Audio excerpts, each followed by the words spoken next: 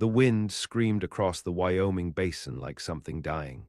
It pushed through canyon cracks and between the ribs of blackened pine, lifting dust devils from the graves of homesteads and tumbling them toward nowhere. In the heart of that, nowhere rode a man with frost in his beard and lead in his bones. They called him Harper Kane. Nobody asked where he came from anymore. Anybody who might have known was dead or disappeared. He didn't speak of the war, the hangings, or the woman who once wore white and waited on a hill. His horse, Bramble, knew the trail better than he did, and Harper let him lead now, slack in the reins, rifle slung like a burden he couldn't put down. Snow was crusting early this year. October's bite turned sudden and cruel, and Harper didn't trust the sky. He'd been aiming for a trapper, hut up near Elk's Spine Ridge, maybe a bottle to drink out the coming storm, maybe not. But the world, like always, had other plans. He saw her long before she moved, a shape half buried in snow, curled like something dead or waiting to die. Harper reined in, squinted into the white. She wasn't from here. Her dress was wrong, too fine, torn at the hem, wet from where she'd dragged herself through snowbanks. Her hair was tangled with ice, skin blue as porcelain, and her eyes, when they opened, weren't pleading. They were hollow. Harper dismounted slow, rifle in one hand, heart doing a twitch it hadn't done in years. A rustle under the hide coat. Maybe a gun, maybe not, he crouched. Her lips trembled open. "Don't touch me." Voice like wind-burned glass. Still, she didn't lift a hand, didn't run, maybe couldn't. "Ma'am," he said, his voice was graveled, unused. "You'll freeze." She looked past him, at the white hills like she was still seeing some ghost out there. "Let me," Harper said, and reached into his saddlebag. Blanket, flask. He draped the wool over her shoulders like she was a wild animal liable to bolt. She flinched but didn't pull away. He didn't ask her name, she didn't ask his.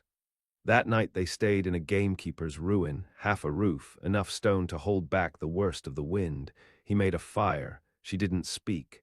Just watched the flames like she was remembering something horrible. The next day he tried to take her into Sweetwater, but she shook her head hard, violently, and said no town. No sheriff. "Somebody after you?" he asked. She didn't answer. That was the beginning. Her name came days later, dropped like a rock in a stream as they rode. Etta. That was all, no last name. No where from, no who to bury, just Etta. She wore the same torn dress under his old buffalo coat, kept herself clean in cold rivers, stitched silence around herself like a shroud. They drifted north, away from the settlements.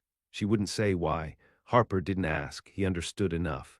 Some folks don't run from justice. They run from the kind of vengeance that wears a man's face and a lawman's badge, or worse, the kind that's got no name at all. Once outside an abandoned rail shack, Etta woke screaming. Cold, guttural, a cry that didn't belong in any living throat. He didn't go to her, just stoked the fire and waited. Come morning, she sat beside him like nothing had happened. She pointed to his rifle. "You ever kill a man with that?" Harper stared into the fire. "Yes." "Good," she said. Weeks passed, her color came back. She started walking ahead sometimes, scouting trails. She knew how to read the sky for storm, how to mend leather. Harper caught her humming once, and she turned red as blood when she noticed him hearing. She wasn't warm, not yet, but the freeze in her was starting to thaw. He found himself watching her hands. They were steady, scarred in places. There was a jagged old burn on her left wrist, as if someone had grabbed her hard near a stove. He never asked. Once they found a hawk half dead in the snow. Etta made a sling from her own scarf, fed it bits of rabbit. When it died anyway, she buried it and said a prayer in a language Harper didn't know. "I thought you didn't believe in God," he said. "I don't," she said, "but he might believe in me." Harper couldn't argue with that. In late November, they came upon a burned homestead, chimney still standing, A child's doll half frozen to the dirt. The barn had been torched, horses stolen or eaten. There was a grave dug behind the house, fresh enough to still stink. Etta stood over it a long time. "This country's a wound," she said. "It don't heal, just scabs, splits, and bleeds again." Harper lit a cigarette. "It's always been that way." "Then why stay?" she asked. He exhaled, smoke curling in the wind. "I got nowhere else." She turned to him, that look in her eye again, quiet, appraising, sad. "I do," she said. "I just ain't brave enough to go yet." They slept in the ruin that night, backs to the chimney, fire between them. In the dark, she asked the question that split the quiet open like bone under a blade. "You ever lose someone you kill for?" Harper's breath caught, then he said yes. Etta didn't answer, but her hand reached across the blanket, fingers barely brushing his. It was the first time she touched him, not out of fear, not from need. Just to know he was there. And in the cold of that wind-scoured ruin, Harper Kane felt something in his chest begin to thaw. Winter thickened like blood cooling in a bowl. Snow packed high along canyon walls, and wind threaded itself through pine with a whisper sharp enough to cut skin. They moved slow now, choosing high paths, old miners' trails, the kind not drawn on any map worth trusting. Etta rode a stolen bay gelding Harper found half lame and starving behind a logging camp, nursed back to life with oats and patience. She didn't thank him for it, not with words. Just brushed the horse's mane with care, whispered to it at night like a secret.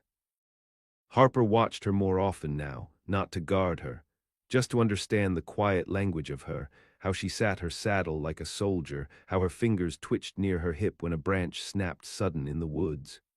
Her eyes didn't soften, not much, but her voice did, sometimes, when she let it.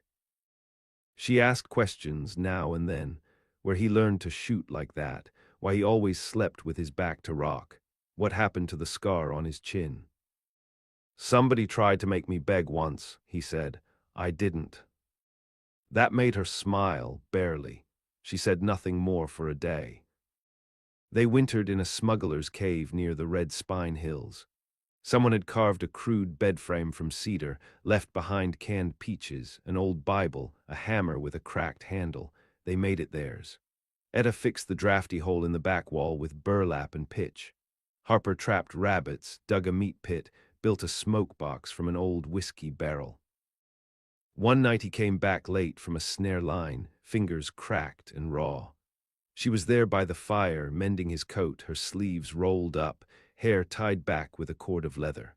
For a moment it looked like a home. "Storm's coming," he said, rubbing his hands. "Big one." "Good," she said. "Let it keep the world out." He sat, watched the needle in her hand. It moved fast, like she'd done it 1,000 times before. "You were a wife," he said. She froze, the needle hung midair. Then she nodded, just once. "I was." He didn't ask where he was now, didn't need to.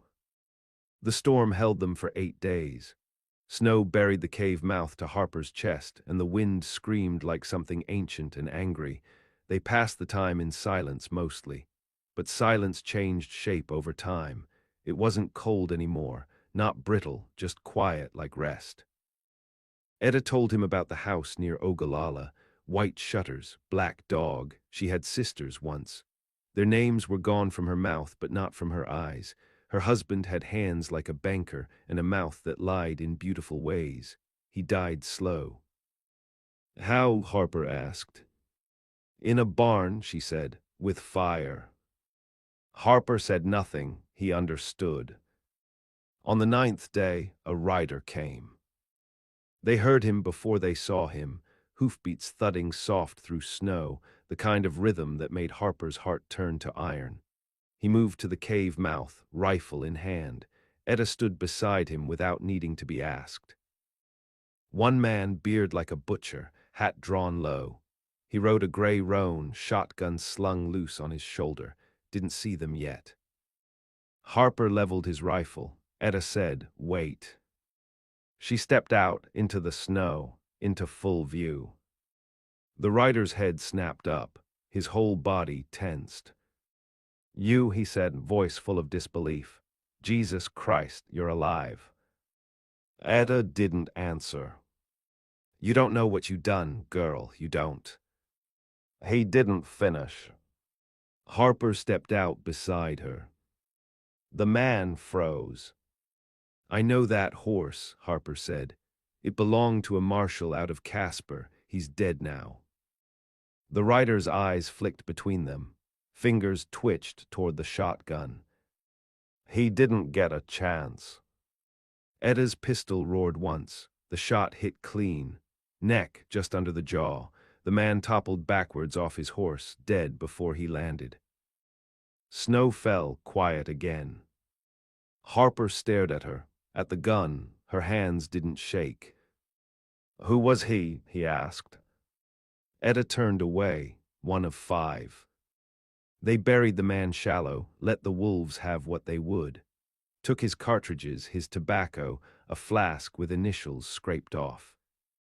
Etta said no more about it. But something had changed. The silence between them was hotter now, edged. He caught her looking at him when he worked, eyes studying him like she was memorizing something she didn't want to lose. At night, she didn't sleep far. Her bedroll brushed his. Once, when the wind howled worst, she curled against his side without speaking. He didn't move, just let her lie. Spring came slow. The thaw turned rivers wild, and birds returned to sing songs that felt too innocent for what had happened in the cave. Etta packed her things one morning with a sense of decision. Tight, clean motions, no hesitance. "I'm going south," she said. "There's a man in Trinidad, second one." Harper stood by the fire, sharpening a blade. "I'll ride with you." She didn't look up. Why? He thought a long time before answering. "Because your war's mine now." Etta met his gaze, and for the first time she let something behind her eyes show, not sorrow, not rage. Hope, cold, trembling, raw. She nodded once, all right. And just like that, the thaw broke a little more. They rode into Colorado with the cold at their backs and a kill behind them. The land softened, but only in shape. Aspen hills rolled green at the edges, but towns still stank of sweat and rot and whiskey. It was April, but winter still clung to Etta's shoulders. Her eyes didn't leave the road. She carried names like blades in her mouth, 5 of them, only 4 left now. The man in Trinidad was called Judge Amos Crail. He wasn't a real judge, just wore the title like a crown of rot. Ran debt rings, sold flesh through saloons, hunted women who wouldn't stay bought. Etta once called him uncle. Now she called him target. They reached Trinidad by dusk, a railyard town too proud for its filth. The street lamps were lit with whale oil, and the red brick saloons never closed. Harper took them to a room above a general store, paid in coin worn thin. He asked no questions that night, but he didn't sleep. Neither did she. Crail's saloon was called the Parlor. Velvet drapes, polished bar, music always bleeding from the back room where girls in rouge and feathers smiled too wide. Harper watched it from a rooftop across the alley. Etta vanished into the street below with a veil over her face and a pistol strapped to her thigh under black skirts. She walked like someone who didn't care if she lived. He hated the way men looked at her, hated worse that she didn't flinch. She came back before dawn, silent, eyes blazing. "He's there," she said. "He's old, slower, still thinks I died in Nebraska." Harper leaned against the windowsill. "You want help?" "I want to do this myself." She didn't ask for permission. The next night, she didn't wear the veil. She walked straight into the parlor, up the steps, through the music, past the men who reached for her like they owned her shadow. Harper followed 5 minutes behind, rifle under coat, boots soft. Inside, the lights were too bright. A piano sang something false and sweet. A girl barely 16 danced in silver fringe. Harper moved quiet up the stairs, past doors that whispered pain. Then came the shot. One, not two. He ran. Etta stood over a corpse in a walnut chair. Her dress was speckled red. Her face was. I made him look me in the eye, she said. Harper looked at the gun in her hand. Smoke still curled from it. Her hands were steady. We need to go, he said. They left through the rear, past a cook who saw the blood and didn't move to stop them. In towns like this, justice came late and blind. No one missed Judge Crail. They headed west. No words for 2 days, not from her, not from him, but silence wasn't empty now. It was heavy, a reckoning. They stopped in a river hollow near the Utah line, built a fire, ate beans cold. That night she came to him. No words, no invitation. Just her hand on his chest, steady. Her body against his in the dark, bare. There was no softness to it, no illusions, just warmth, shared heat, a long silence broken by breath. When it was done, she didn't move away, and he didn't ask what it meant. Some truths didn't need naming. In the red canyons of Utah, they hunted the third man. Leif Broderick, ex-Pinkerton, had a way of vanishing into wilderness. Harper found tracks near Escalante. Etta recognized the boot print, a twist in the right heel, like always. He was the first to touch me, she said. Then she was quiet. They followed for 3 days, up switchbacks, through dry gulches, past cougar prints and dead sheep. On the 4th night, they found his fire. Broderick wasn't alone. 2 others, bounty men by the look, paid eyes.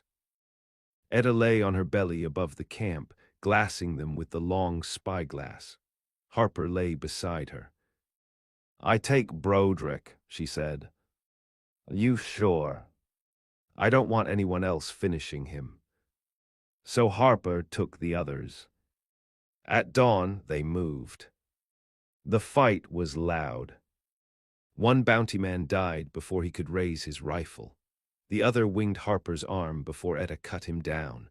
Broderick tried to run, boots slipping on red rock. She caught him halfway down a ravine. No words. Just a scream, raw and hoarse. He begged, cried. She didn't care. Harper didn't see it all, just the end.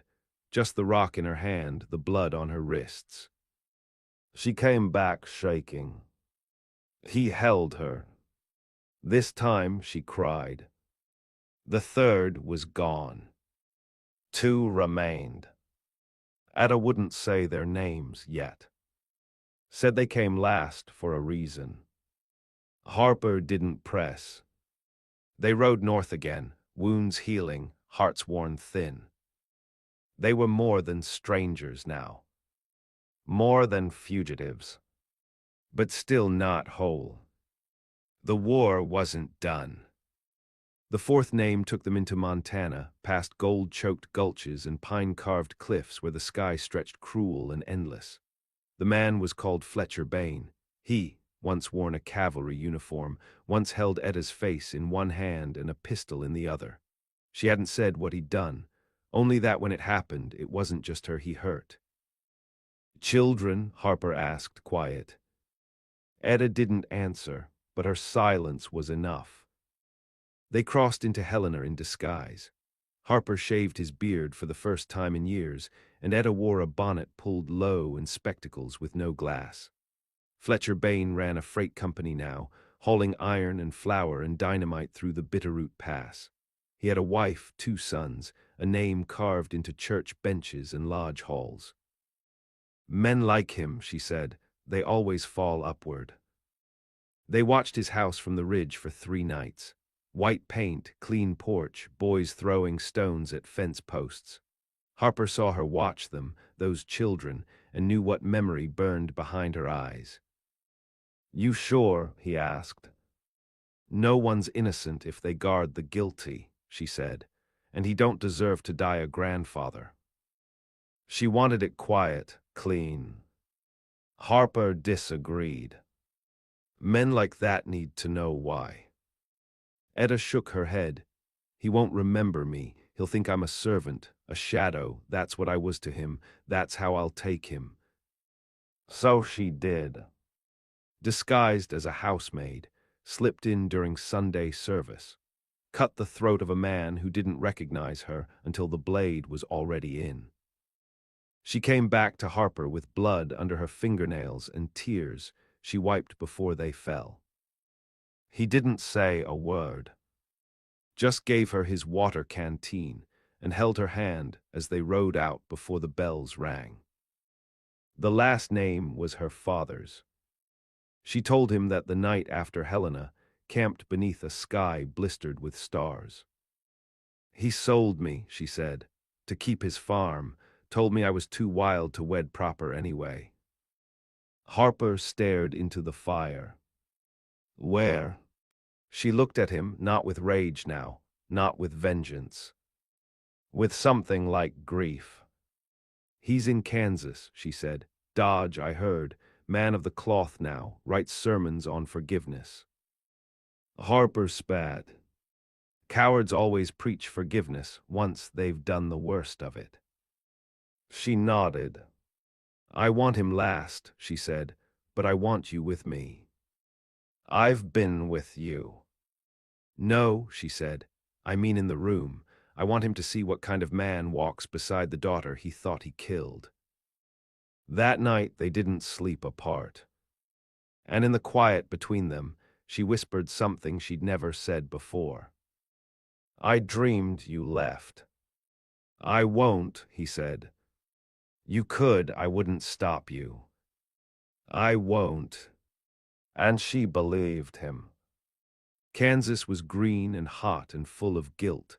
Etta changed her name again, said it like a spell, something old and sharp. Mara Jane said it was the name her mother called her before she died. Harper never used it, not out loud, but he held it in his chest like a knife meant for a righteous kill. They found the preacher in a white church at the edge of the prairie. He was gray now, stoop-backed, eyes watery with lies. His voice still carried when he spoke of salvation. Do you believe in hell? Etta asked as they stood outside after service, backs to the wind. I used to, Harper said. Now I believe some folks carry it with them. She nodded. I'm done carrying. That night she walked into the preacher's home as the last hymn faded behind stained glass. He was sitting at a table, penning a sermon. She placed the pistol down in front of him. He looked up, trembling. Do you know me? She asked. He studied her face. Eyes widened. I buried you. No, she said. You tried to, but I climbed out. She didn't kill him quickly, not cruel but not clean. She made him understand. Every year, every hand. Every night she bled under someone else's weight because he couldn't bear the shame of a daughter braver than himself. Harper waited outside. When she came out, her eyes were dry. I feel lighter, she said. Then it's done. She looked at him. No, she said, now it begins. They didn't run this time. They rode slow into sunrise. And for the first time she smiled, not as a mask, not as a threat, but as a woman who'd buried the ghosts and outlived the worst of men. Harper looked at her and knew. Whatever part of him had frozen back in the war, back in the wastelands of a dead marriage and a blood-stained badge, it was thawed now. Because she had let him in. And in her fire, he had found something worth surviving for. They didn't speak of the past anymore, not because it had vanished, but because it no longer ruled the shape of their days. Kansas faded behind them, swallowed by tall grass and thunderclouds. The road ahead was unwritten. They let it stay that way. By early summer, they crossed into the Dakota Territory. The land opened wide and wild again, prairie cut by jagged badlands, sky towering like judgment. Towns grew sparse. The wind sang differently here, a high, hollow wail like something ancient listening from under the earth. Harper thought often of laying down his rifle. Etta, too, had stopped checking her pistol each morning like she used to. She still wore it, always would, but it no longer ruled her fingers. They found work where it came, fencing land for cattle barons, guarding rail convoys, tracking rustlers who didn't know the difference between lost and stolen. Etta didn't flinch from violence, but she didn't seek it now. She was changing in ways she didn't speak of. The kind of change that grows in quiet like seed under frost.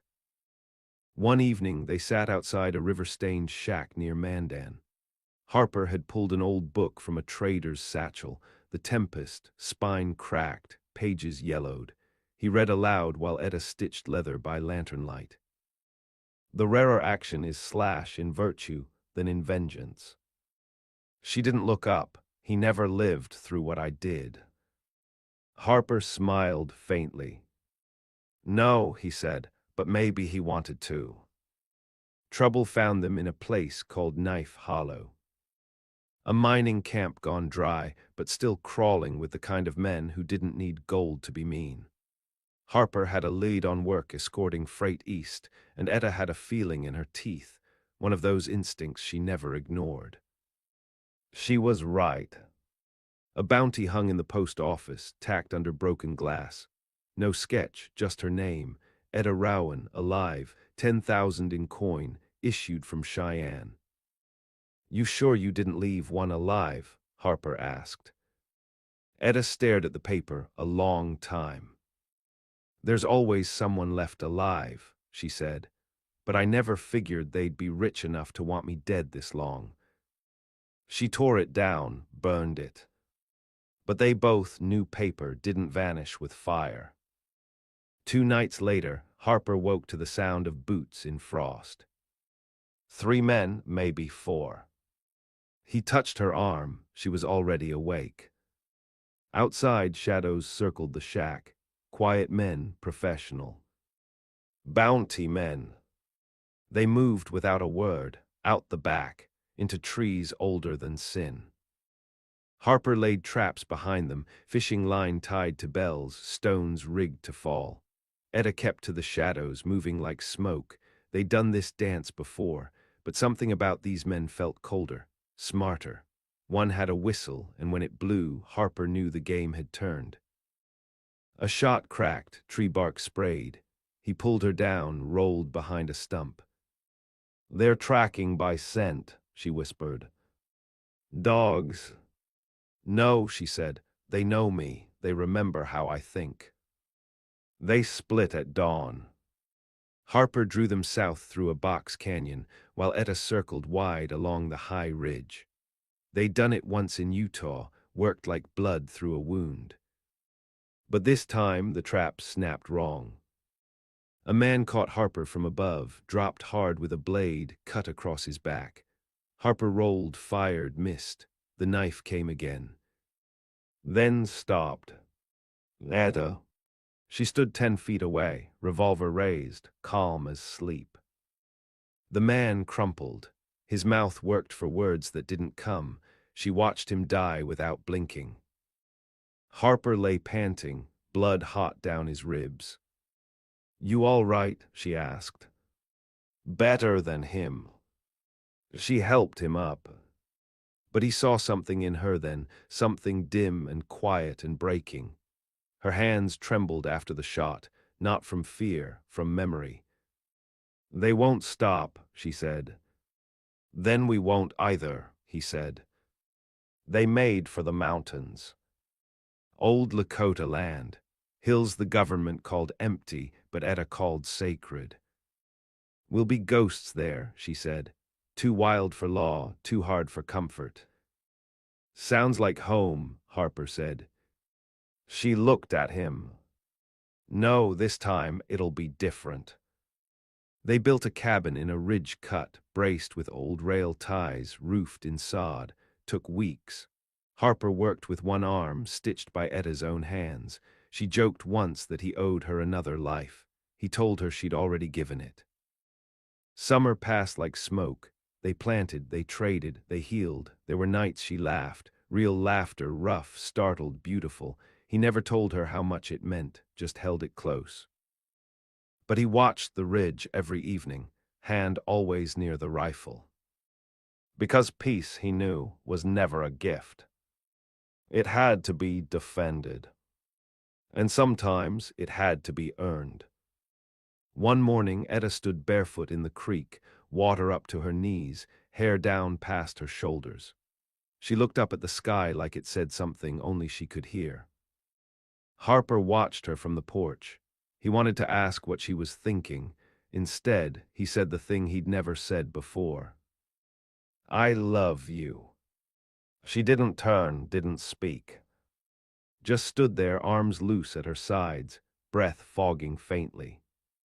Then she said, "I know." And he understood.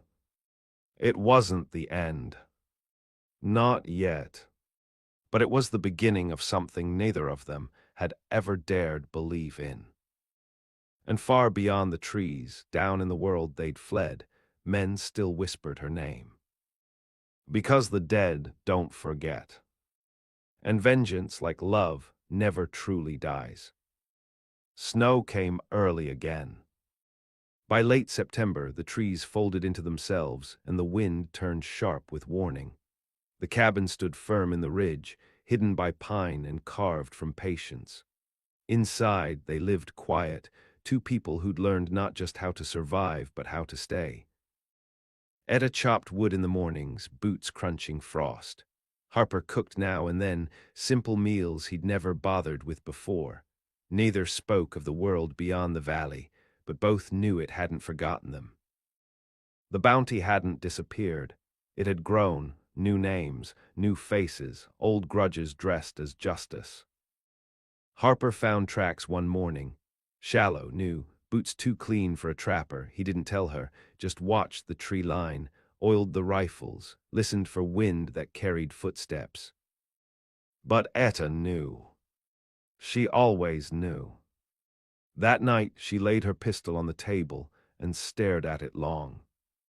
"I'm tired of killing," she said. He nodded, "Me too."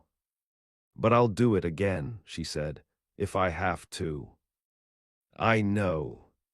They came at dusk. 4 men, 1 woman, moved silent through the snow. Harper saw their shadows before their rifles. They weren't bounty hunters, not this time. They were something worse. Mercenaries. They had no justice to claim, only coin. Etta met them outside, alone, no rifle, no threats. Just her, standing barefoot in the snow, arms crossed like a woman who'd buried every fear already. "I'm Etta Rowan," she said. "You came to kill me." The leader, tall, wide-shouldered, face like hammered bark, nodded once. "You've cost powerful men," he said. "You knew this day would come." "I did." Behind her, Harper stepped out, rifle raised. The others twitched. Etta didn't flinch. "I'll come with you," she said, "if you leave him." "No," the leader said, "you both die." A pause. Then Harper fired. The first man dropped, chest, dead before the echo faded. The others scattered, returned fire. Harper dove behind the porch rail, dragged Etta with him. Bullets split logs. Snow leapt into the air in bursts. Etta's pistol sang, low, measured, deadly. One down, then another. Harper took a round to the thigh, grunted, kept shooting. 3 minutes of hell. Then it was over. Smoke, blood, silence. The leader crawled, shoulder torn. Etta stood over him, panting, face pale. "No mercy," he rasped. She looked to Harper, then back at the man. "No," she said. Her last bullet ended it. Harper lay back against the wall, blood soaking his trousers. Etta bound the wound with rags and trembling hands. "You're not dying," she said. He smiled, didn't say I was. She pressed her forehead to his chest. "I can't lose you. You won't. Promise me." "I do." It snowed again that night. Quiet deep covered the bodies, buried the past. In the morning they burned what was left. No words, just fire rising into gray. Afterward, Etta sat on the porch steps, arms wrapped around her knees. "They'll come again," she said. "Maybe. They'll never stop. Then we won't either." She turned to him. "But I want more than just running." Harper crouched beside her. His leg ached, but he didn't care. "We build it," he said, "right here, day by day." Etta looked at the valley, the trees, the smoke still drifting from ash. "I never wanted peace," she said. "I wanted revenge." "You got it. Now I want peace, I just don't know how to live in it." "We learn." She took his hand. For a long time they just sat, together, breathing, alive. Years passed. The cabin stood. Seasons came and went like old ghosts with gentler hands. They planted wheat, raised goats. Etta learned to smile more often, even if it still hurt. Harper walked with a cane, but his eyes stayed sharp. No more bounty men came. Or if they did, they didn't leave. They buried a dog beneath the oak, named him Bramble Eye. One autumn morning, Etta found herself humming while grinding corn. She didn't notice until Harper said her name from the door. "You're singing." She looked up, startled, then laughed. "I guess I am." He kissed her, slow and sure. And the world, once broken and brutal, felt whole for the first time in a long, long while. Not because the past was gone, but because they had survived it. Together.